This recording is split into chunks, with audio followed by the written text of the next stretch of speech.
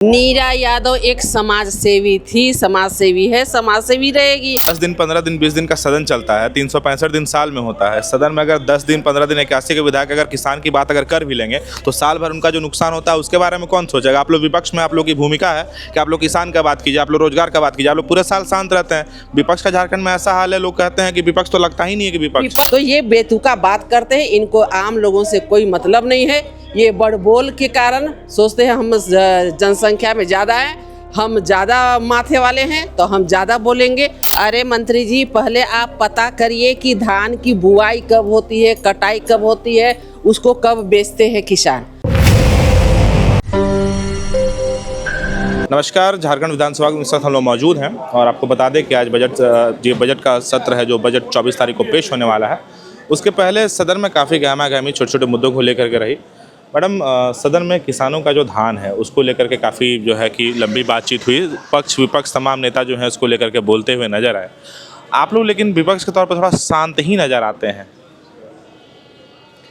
देखिए, सबसे बड़ी बात क्या है ना, बहुमत के पास जो संख्या है तो इनको बहुत अहम हो गया है और उसी अहम के कारण उनको लगता है कि हम जो भी बोले वो सब सच है।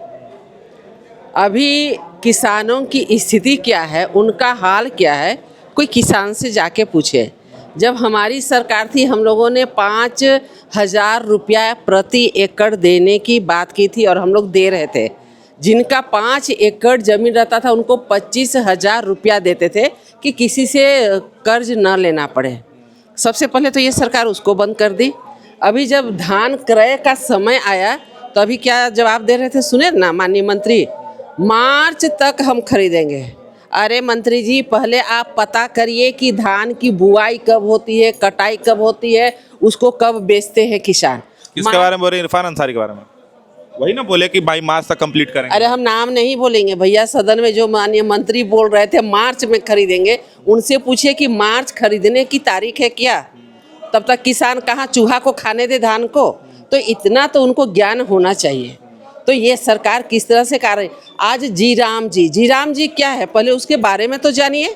जी राम जी क्या है? 100 दिन का काम मिल रहा था उसको बढ़ा के 125 दिन की, इसलिए आपको दिक्कत होने लगी। 15 दिन में भुगतान होता था उसको 17 दिन में भुगतान करने का माननीय हमारे प्रधानमंत्री जी ने किया, इसलिए आपको दिक्कत हुई। एक फोटो लेकर के 8 बार बिचौलिए पेमेंट उठाते थे, आज पारदर्शिता लाई गई, इसलिए आपको दिक्कत हुई। आखिर आपको दिक्कत क्यों हुई? आज हमारे गरीब गुरबे, हमारे ग्रामीण क्षेत्र के लोगों को रोजगार मिलेगा तो आपको क्या प्रॉब्लम हो रहा है? तो ये बेतुका बात करते हैं, इनको आम लोगों से कोई मतलब नहीं है। ये बड़ बोल के कारण सोचते हैं हम जनसंख्या में ज़्यादा हैं, हम ज़्यादा माथे वाले हैं तो हम ज़्यादा बोलेंगे तो लोगों को विश्वास होगा। लेकिन हम कम हैं तो कमज़ोर नहीं है।